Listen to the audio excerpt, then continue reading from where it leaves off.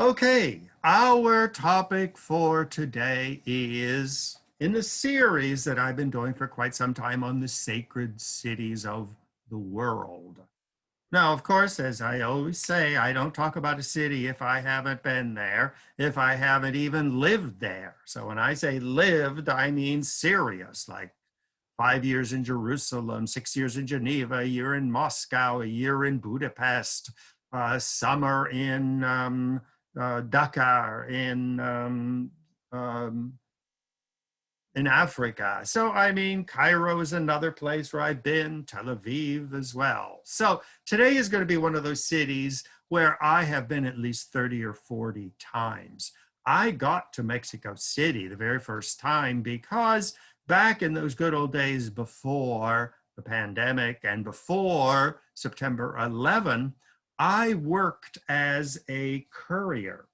And that meant I would get a call at midnight saying, Ron, can you fly to Mexico City tomorrow morning at 6 o'clock? And I would say, yes, let me put some clothes on, take a shower. They said the car's already downstairs. You can take a shower in Mexico. And I would be delivering anything from a human heart for transplant to bank documents to be signed and returned. So I was going back and forth to Mexico sometimes twice a month, racking up frequent flyer miles, and many times they would just let me stay there for a week because it would be courier going there, but nothing to bring back. So they say, how long do you want to stay? They give me sometimes even a coupon for a hotel or for a restaurant. So I got to know Mexico City very, very well. But like most cities, Mexico City has its own unique characteristic. And like so many cities, it began as a sacred city, the sacred city of the Aztecs. So once again, here is the outline, this Aztec promised land. Teotihuacan, the lost civilization. They're the ones who built those giant pyramids on the outskirts of Mexico City. The arrival of the Spanish, the emergence of the cult of Our Lady of Guadalupe, and then the Mexico City, which I know and visit all the time. So, now before we jump into Mexico City, it is important to realize that there are certain universal building blocks of all religions which constantly recur. For example, you see in the upper left, you see Moses up on the mountain getting his 12 commandments. I bet a lot of you didn't know that CNN was there at the top of the mountain when God gave Moses the 10 commandments. So it is documented. And here we see an actual picture of Moses on the mountain. Well, mountains are sacred in every religion. The Hindu gods live in mountains. Mount Olympus of the Greek gods. Jesus was crucified on the Mount of Golgotha.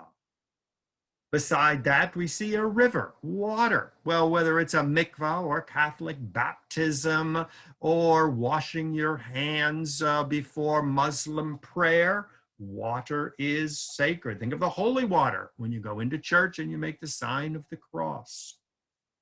Another universal building block is food, whether it's kosher, vegetarian, halal, whether it's fasting during Lent.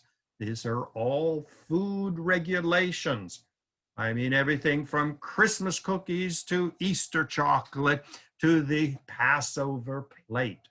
Food is a universal building block of all religions. In the middle at the bottom, clothing. I mean, look at some of the get-ups that the Pope gets on. I mean, Federico Fellini did a wonderful film on Rome, which you call Fellini Roma, and he has a liturgical fashion show of priests and nuns and monks. I mean, whether it is the beard of an Orthodox Jew, the veil of a Muslim woman, clothing is a universal building block. And at the left, we see the Book of Mormon. Every religion has a body of teaching, whether it's in a scroll, as in a Torah scroll, or whether it is the Book of Mormon, the Jewish Bible, the Quran, the Gita.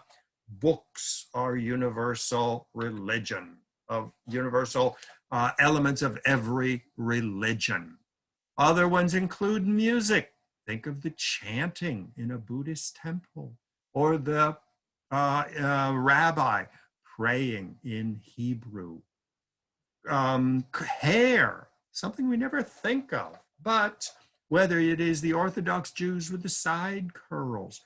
Among the Sikh religion of India, it is illegal for a man to cut his hair. So he wraps it around his head, puts a cloth on it to preserve his hair, because according to the Sikh religion, a man must never cut his hair. Growing beards, very important for Judaism and Hinduism. Architecture at the bottom. I mean, you know, St. Patrick's Cathedral is very different from a Hindu temple or a Buddhist temple or any other house of worship. And of course, candles, light. Why do we celebrate Sunday, the day of light, the festival of light? Think of Christmas tree lights, candles in a synagogue, fire for the Zoroastrians, burning a body in Hinduism. Once again, fire putting an end to life.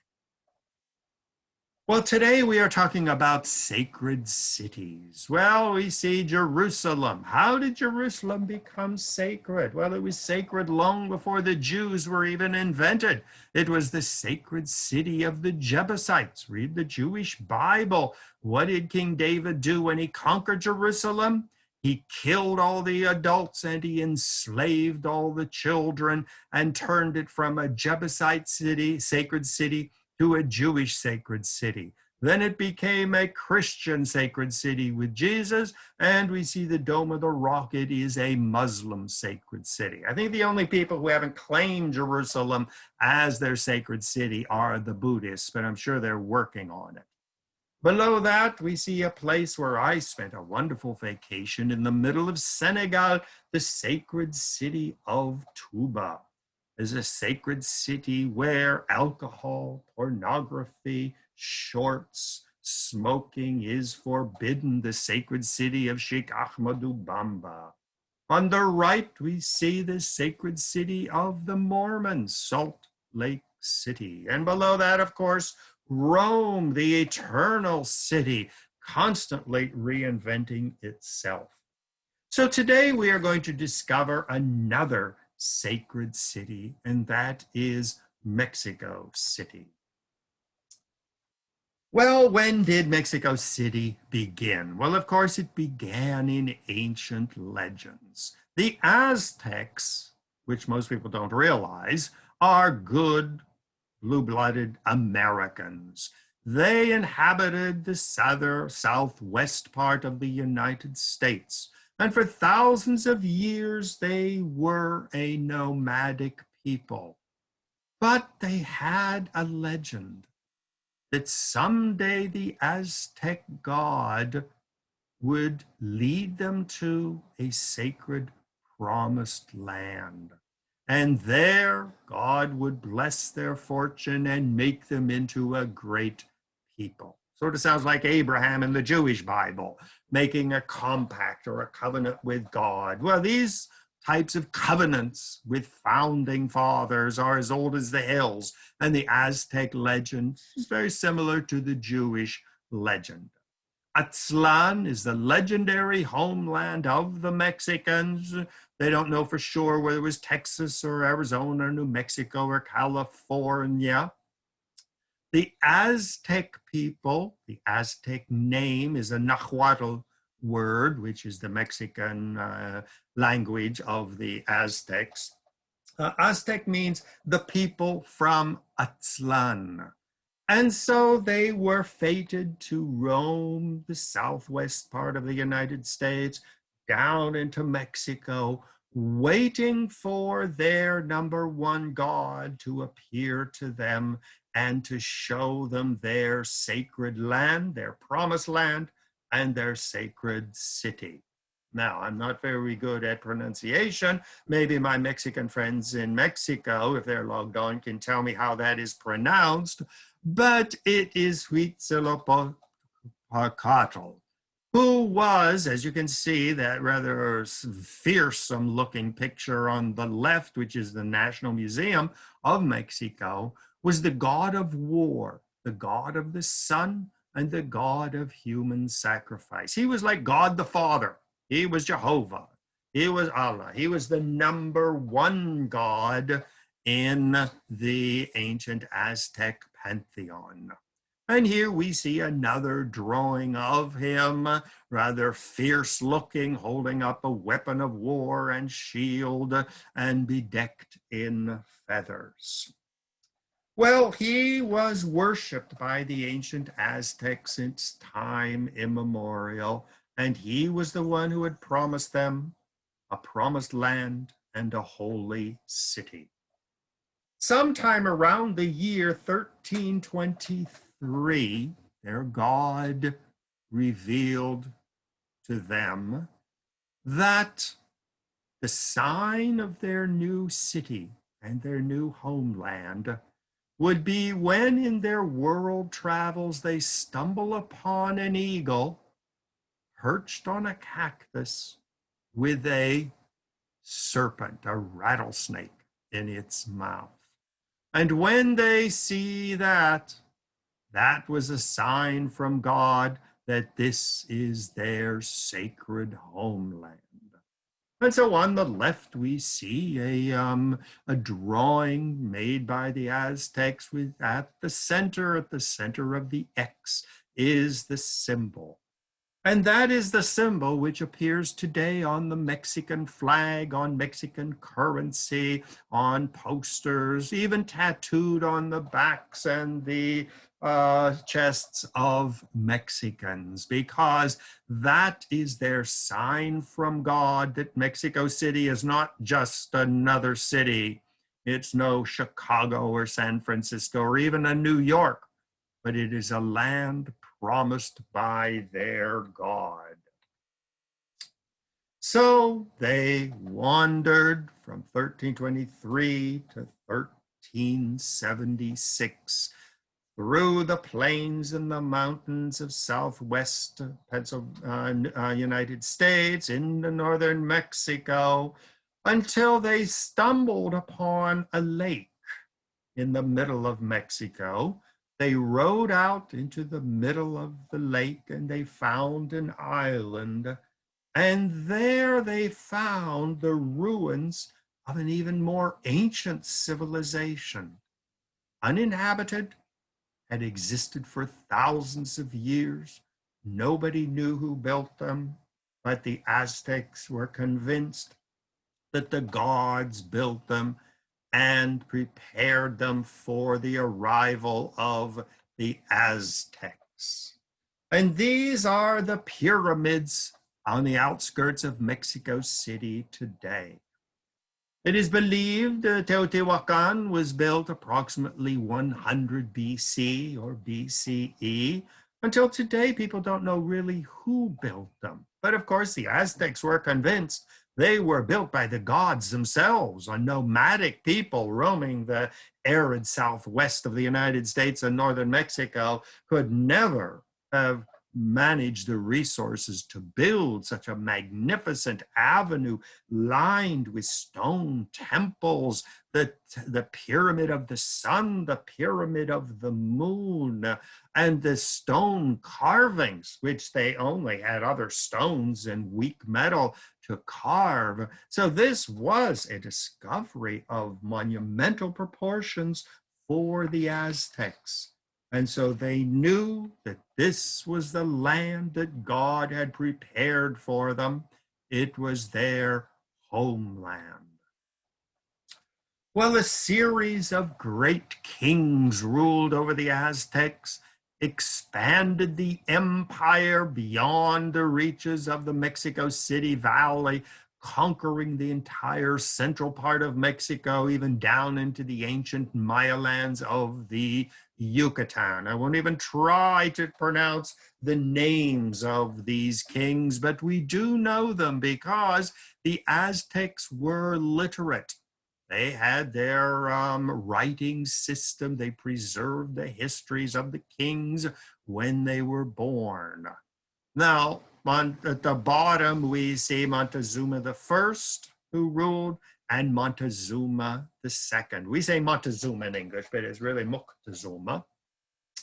And various places in central Mexico City, they put up memorials to Itzcoatl, who ruled from 1427 to 1440. They put them on the walls and to decorate the city to show that these were the ancient kings of the Aztecs who ruled over a world empire. Now, Moctezuma II took the throne in 1502, but unfortunately, the Spanish arrived and he was murdered in 1520, and the Spanish conquered the Aztec Empire as it did the Maya Empire in the Yucatan and the whole way down to the Incas in Peru. Well, the temple itself, when you go to Mexico, is still there. Many of the temples are still standing. You see that they were built on an island in the middle of a great lake. Some people call it a swamp. And they had their religious rituals, which they carried on. And this was the great capital of the civilization. Now, the ancient Aztecs were highly skilled, not only in philosophy and religion and government and warfare, and especially architecture, but very good stone carvers. Now, it is believed, as the picture on the bottom on the left, that a large part of the ancient city of the Aztecs, Mexico City, was actually a lake, an artificial lake. Of course, today it is dry and you walk around it, but it was a rather monumental place. The Aztecs, like their Mayas in southern Mexico, were very skilled stone carvers. The picture on the right, you see stone carvings, the faces of dragons and other monsters. The picture at the top on the left is highly ornate, very typical of the Maya architectural carvings in the southern part of Mexico, which eventually the Aztecs conquered and absorbed into their growing empire. And here we see, in the middle, we see Tenochtitlan and Teotihuacan and the lake and the growth of the empire going from the Atlantic Ocean across the mountains down to the Pacific and down into the yellow part at the bottom, the ancient Maya Empire. And they conquered all kinds of different people whose names we know. For example, the Mayas, the Zapotecs, and the different type of people who were gradually absorbed into this growing empire. Now, I've traveled all over in Mexico. There on the left, you see me at the Pyramid of the Sun during one of my very early trips when I could still work as a courier. And on the right, that's a more recent trip. You can see the hair has changed and I physically changed a bit, but that was down in Palenque, which is a great Maya city in the Yucatan Peninsula itself. Well, this great, sprawling, rich, sophisticated empire was destroyed by the Spanish. There we see Hernan Cortez, who came over with the Spanish and conquered the entire Central America following the arrival of Christopher Columbus. From 1519 to 1521, the Spanish conquered the empire.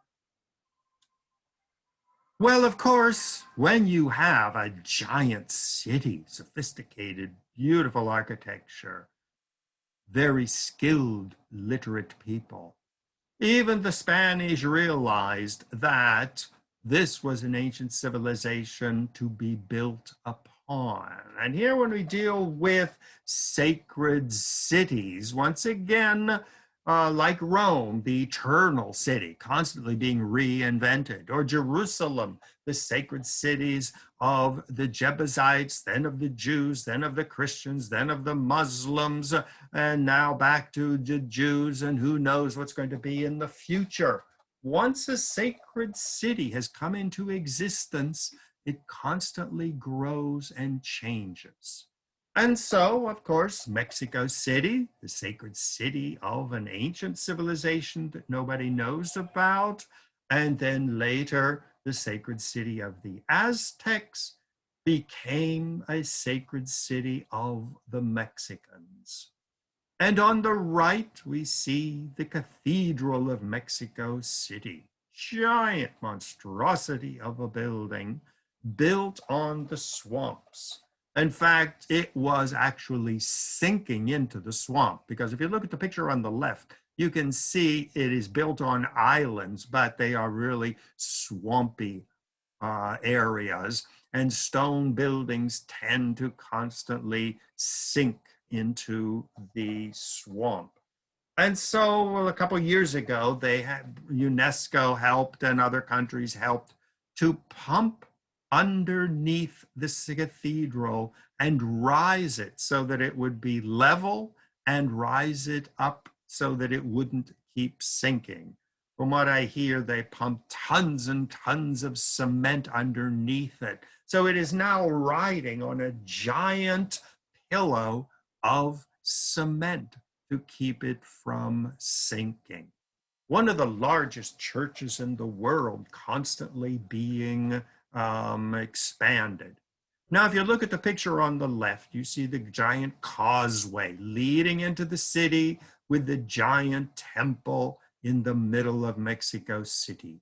Well, the Spanish demolished the temple, the pagan temple, and built the Catholic Church from the very same stone on the very same spot.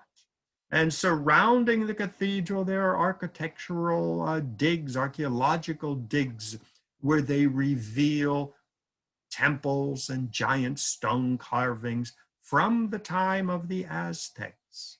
Now, once again, this is a very typical thing with sacred cities. When you conquer a sacred city, you demolish the sacred places that was there, and you build on top of them and reclaim them as sacred.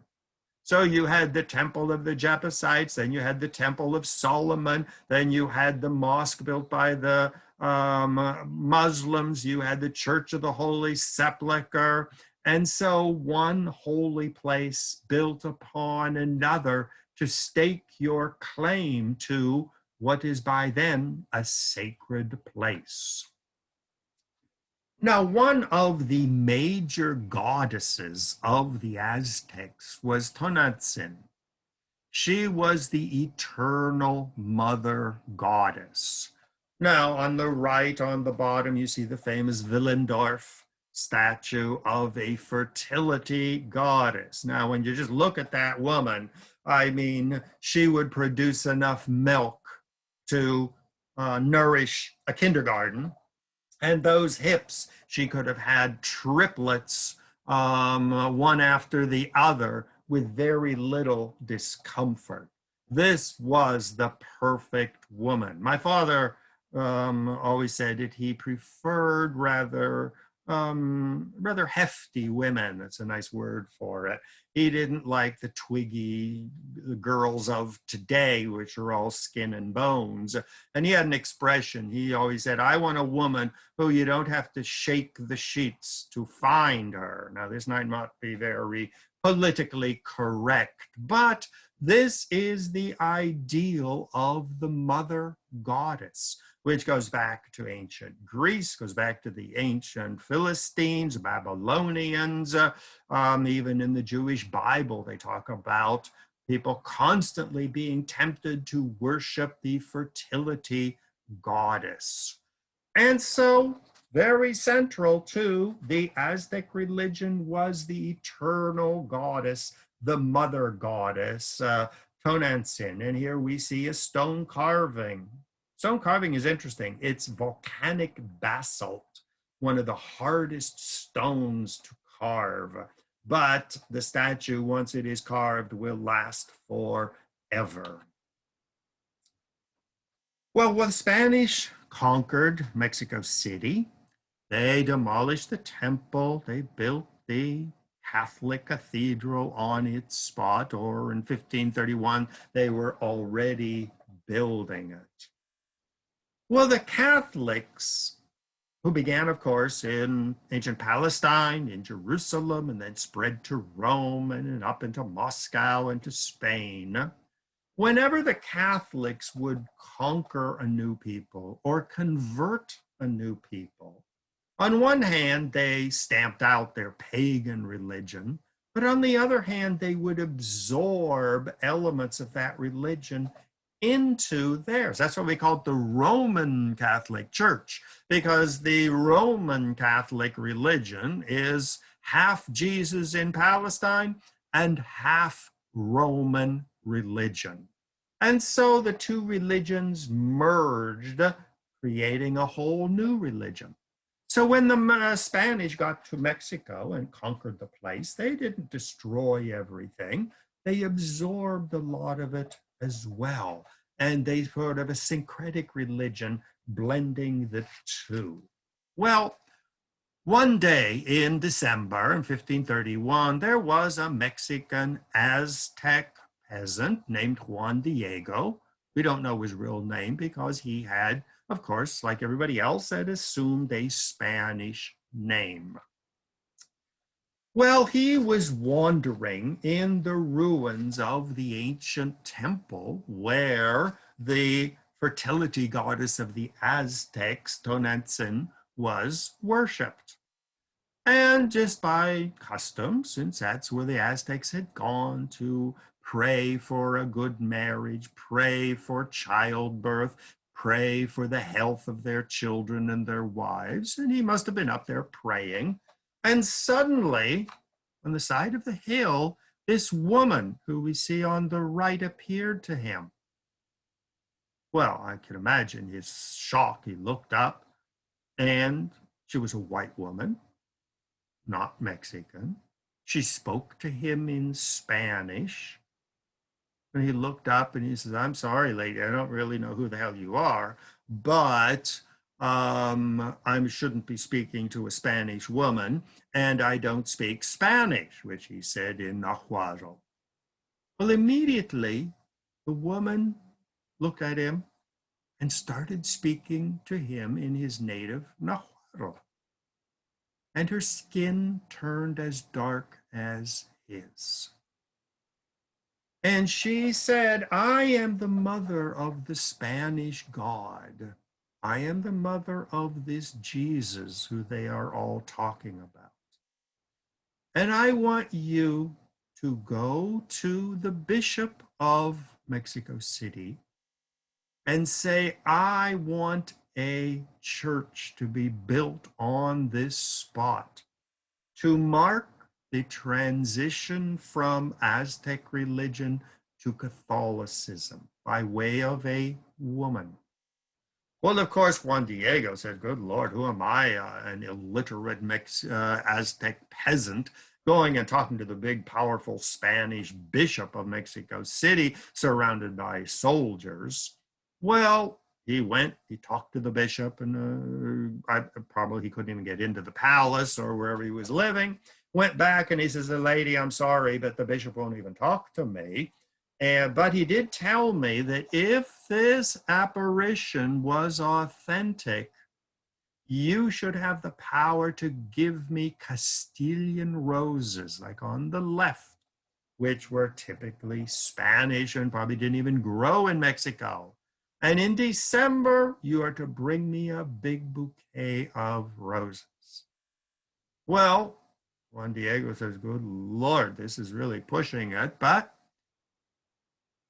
the lady said, all right, go to the bishop and I'll take care of everything. Now, I'm paraphrasing this episode a bit, but he went back to the bishop and the bishop said, did you get my roses? Really treating him with disdain, a dark-skinned Mexican Aztec speaking to a high-bred aristocratic Spanish bishop. Well, he opened his cloak and out fell hundreds of Castilian roses, which didn't even grow in Mexico. And on his cloak was the seal, the picture which we see here of Our Lady of Guadalupe. And so it shows the merging of the ancient beliefs of the Aztecs and the new beliefs of the Spanish Catholics. Well, the bishop, Juan de Zumarraga, de means that he was a Spanish aristocrat, agreed finally to build a church which is constantly expanding. The old church shows it up on the hill where the Tonantzin's temple was, and then down the hill they built the two churches in later centuries, and the one in the middle is the brand new church which is there today.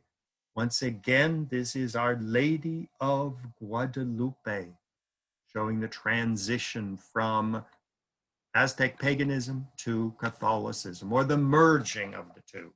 The inside of the new church is filled with a magnificent organ, and you see against the wall, see the picture on the right, the actual cloak of Juan Diego, which is venerated as a great relic. Now, the Mexicans until today claim that they are not a country established by the Spanish. They are a mixture of ancient Aztec culture and beliefs and traditions with the Spanish. And the Mexicans are very proud that they are what we call a mestizo, or in Spanish, we see the monument there, a monumento al mestizaje, meaning mestiz, mixing of Spanish and Mexican Aztec. And Cortez himself ended up marrying an Aztec princess, showing the blending of the two civilizations into one. So even though the Mexicans tend to be super Catholic, still they are proud of their Aztec heritage. Well, Our Lady of Guadalupe was adopted as the national symbol, the unique identity of the Mexicans, not just Spanish, but Spanish and Aztec. And here we see one of the great revolutionaries of Mexico back in the early 1800s demanding independence from Spain. You see him standing there. He was a priest who became a general, who became a revolutionary. And on the wall behind him is a painting of Our Lady of Guadalupe, meaning we are not Spanish, we are not European, we are a mixture of ancient Aztecs and Spanish.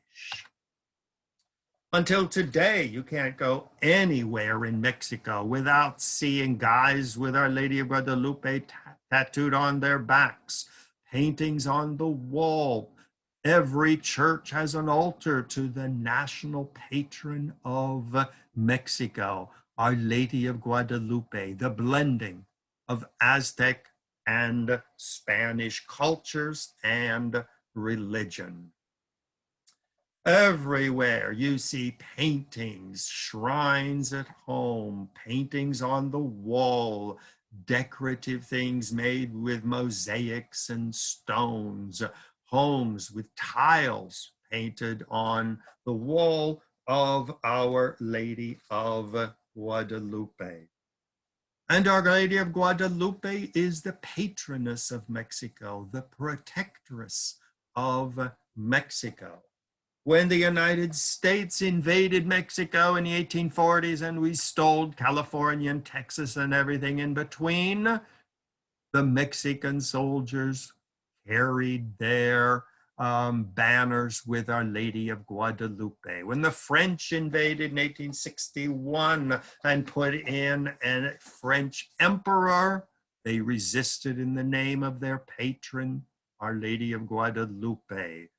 Even when Mexico had its revolution in 1910 and became a secular state, separated church and state, even persecuted the Catholics, they remained loyal to their Virgin of Guadalupe.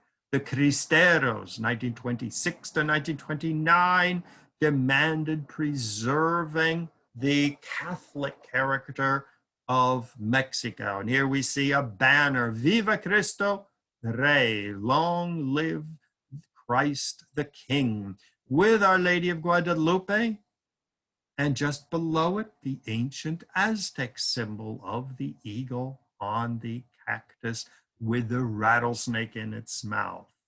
So it's Viva Cristo Rey y Nuestra Señora de Guadalupe.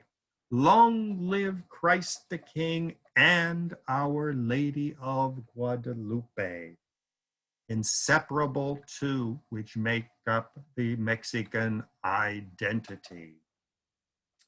Now, this happens not just in Mexico. I mean, in Portugal, we have our famous Our Lady of Fatima, which was another apparition of Mary to the people of Portugal as Portugal was being dragged into the modern world of secularism, revolution, and democracy and everything else. Mary appeared to the people of Portugal at Fatima and said, I will protect you. In Poland, we have Our Lady of Częstochowa, where I spent a wonderful vacation years ago. Once again, when Poland was being partitioned by the Russians, by the Germans, by the Austrians, invaded by all of its neighbors, Mary appeared at the shrine of Częstochowa and said, I will be your patroness. I will protect you. I will preserve Polish identity against the Russians, the Germans, the Austrians, the communists, and even today, American secularism. Our Lady of Lourdes in France, another Marian apparition. When France was going through a period of revolutions and secularism and persecution of the church and closing of Catholic schools and hospitals, once again, Mary appeared at Lourdes and said, I will protect you. And this is a very typical Catholic thing. We have Our Lady of Good Success in Quito, Ecuador on the left. Our Lady of Medjugorje in Bosnia in communist-ruled Yugoslavia. Other Marian apparitions protecting the country. Japan, we have Our Lady of Akita, rallying the Japanese to Catholicism. In Africa and Rwanda, Our Lady of Kibeho, once again, the apparition to preserve the country against the forces which were out to destroy it. Even in Bayside, Queens, Flushing, Queens, not far from where I live, when the United States was legalizing abortion, legalizing gay marriage, New York was the pornographic capital of the country. Prayer in schools was being eliminated. Well, Mary appeared to Veronica Lucan in the 70s and said, I will protect you. And Veronica, who I got to know rather well a number of years ago until she died, was a fervent believer that Mary would protect the Catholics of New York from their evil governments. And so it is the same with Our Lady of Guadalupe. And these pictures here are in New York City. On the right is the Church of Our Lady of Guadalupe, a sacred shrine for Mexicans. Up in Harlem and Mexican neighborhoods like Jackson Heights and other places, it's not at all uncommon to see giant paintings the size of a building of Our Lady of Guadalupe. And at the bottom in the middle is the shrine to Our Lady of Guadalupe in St. Patrick's Cathedral, once again showing that she is the symbol of Mexican Catholicism. And Mexicans until today, when they have a parade in honor of Our Lady of Guadalupe in December, processions and masses, you see a lot of Mexicans going on their knees up the streets of New York and other cities where Mexicans have settled, carrying the Mexican flag, giant statues of Our Lady of Guadalupe.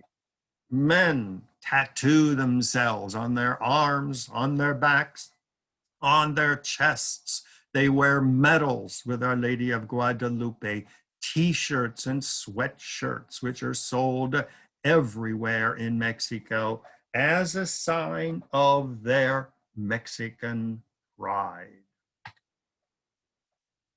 Now, Mexico is one of the most exciting cities to visit. Architecture, music, the food is everywhere. And the Mexicans take great pride in the city. Now, of course, it's constantly being ravaged by earthquakes. And today it is one of the most severely hit with the pandemic. But still, it makes a major effort to preserve it. This building is just not far from the hotel where I usually stay. And you can see the corner with the very ornate stone carvings, going back and inspired very much by the Aztec love of stone carvings. Now, the picture on the right, it shows the lighter carved stone at the bottom and the darker above. So many people passing, touching it, storms, and probably all kinds of other things have damaged some of these beautiful architectural elements. But the Mexicans will spend a fortune in restoring such a wonderful corner carved stone piece, something you wonder how long it would last in New York. We would never have the money and the time to put into such an elegant piece of stone carving that Mexicans, from the time of the Aztecs and their ornately carved temples, this is a tradition which continues. Seems everywhere you go, you see beautiful buildings. The one on the top left, you see a statue of a saint way up in the top, elegant surroundings of the windows. Now, as I mentioned earlier, Mexico City, it was built on a swamp and it doesn't have good stone for building. So when you build a cathedral, like I said, it sinks. Well, this church is on the bottom two pictures, is right near where I stay in downtown Mexico. And you can see how far the church has sunk. You can see that you have to go downstairs to go in the front door. And a picture on the right, they just made a little bridge from the sidewalk into the church. Then you go down into the church. So the church is constantly sinking. Now, that's a lot of stone, and that is heavy. And above that, you see a typical street scene with old buildings, many going back to the colonial era, which are being preserved. Now, since the city is built on a swamp, everything is sinking. Everything is heaving. Now, there you see me in the top left, navigating one of the constant broken sidewalks, which they're constantly repairing. On a picture on the right, you see a drain which is open. Well, one of my many trips, I just wasn't careful where I was going. So the picture on the right at the bottom shows the result of my accident. They're both copies of my right leg where they messed it up. So they had to go in, put it straight, put through 2 screws right through my leg. And there you see me at Touro going around on my crutches. So if you do go to Mexico, always look where you are going because you might not survive to talk about it.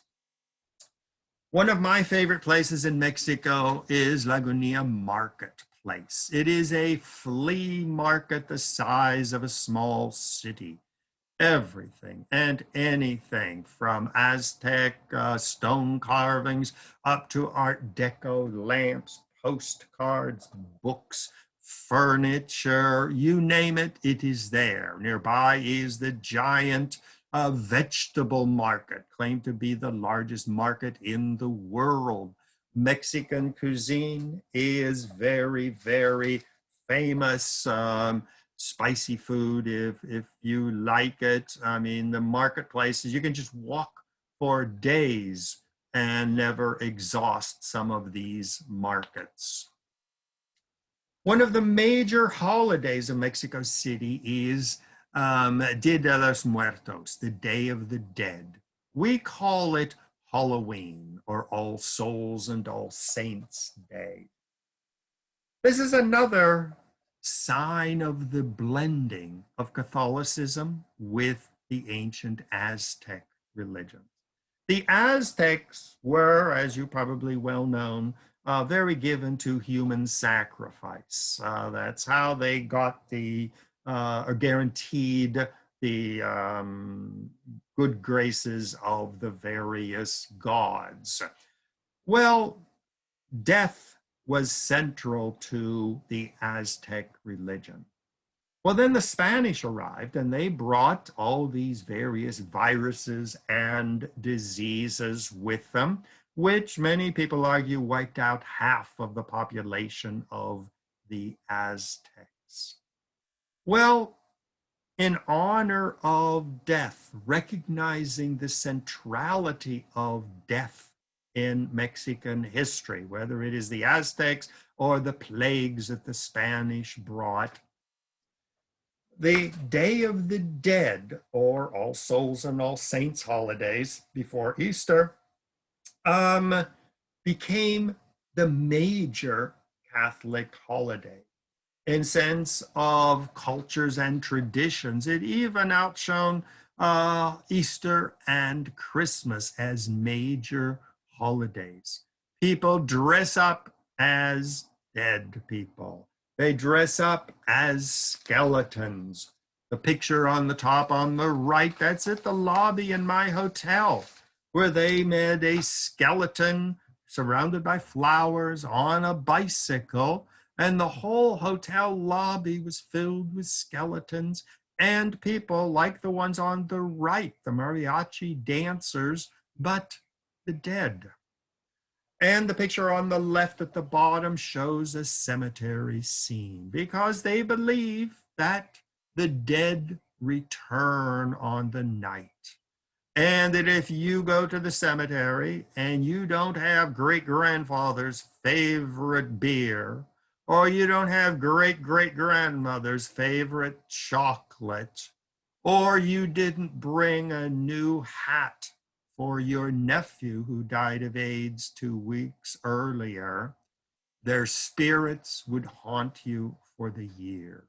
So you play your mariachi and Mexican music, you dance, you eat, you enjoy it. Now, of course, great-grandfather's bottle of whiskey is there. Well, of course, his spirit can only drink the spiritual part of the whiskey. So once your great-grandfather has drunk the bottle full of the spirit of the whiskey, what's left is for everybody else to enjoy. And your great Aunt Martha, who just couldn't eat enough roast chicken, well, she ate the part that she wanted spiritually, and then the rest of the chicken was enjoyed by everybody. And so this is really one of the major holidays. Diego Rivera and Frida Kahlo, two of the greatest painters of Mexico, constantly returned to this theme. Now, this theme of the Day of the Dead and commemorating the dead is especially important now because as I am speaking, this is October 2020, we are in the middle of a pandemic and Mexico is being especially hard hit. But once again, it has the religious instruments for dealing with mass deaths. And it doesn't make it easier. You are very sad when your father passes away, but they have the spiritual equipment for dealing with it. They know he will be back at the next day of the dead. He will see the new baby who was born. He will bless the wedding between his granddaughter and his grandson. So we see that death once again links the Aztecs with the Spanish Catholics, and it remains especially vibrant today in the age of pandemics. Now, another magnificent thing you should not miss is, of course, the Museum of Anthropology, one of probably the top 10 museums in the world. I mean, ultra-modern buildings surrounded by gardens and stone carvings from every period of Aztec history. The picture on the bottom left is the interlocking calendars of the Aztecs, measuring the solar, the lunar, the religious, the political calendars, all interlinked in extremely complex stone carvings. The stones on the right show the various deities, the stone carvings with maps and everything, portraying the history of the Aztec and Maya and other civilizations of ancient Mexico. And finally, modern Mexico is as vibrant as everything else. At the picture on the top left, that is Bellas Artes, that is the Symphony Hall, the Opera House. Once again, a pile of stone, not far from the central Zocalo Square, but once again sinking into the ground. When it was built in the early 1900s, you had to go up a flight of stairs to go in. Now you go up 2 steps, and it is probably going to be the case in another 20 or 30 years where you'll have to go down a flight of stairs to go into the building because it is built on swamp. The picture at the top right is the university. Once again, the thrill of art and design, but typically Aztec, Spanish Catholic, but brought into the modern era. Below it is the Paseo de la Reforma, the big monumental highway carved into the city, lined with banks and insurance companies, the financial center of the city. And on the left is another building showing the love of ultra-modern architecture. Mexico is not lost in the past. It is not isolated in the past, but it is very much a city that is still vibrant, lively, constantly growing and changing city. So with that, I would like to thank you all for joining me on this whirlwind trip of Mexico. And who knows, maybe the next time I'm down there, once this pandemic business is open, who knows, I might run into you on the street. Now, if you have any questions or comments, feel free to send me an email at ronbrownmedia@gmail.com and mention which program you saw if you have any questions. And once again, that's me in Our Lady, the Church of the Basilica of Our Lady of Guadalupe. So I hope to see you sometime in the near future at one of these other exciting talks. So thank you very, very much.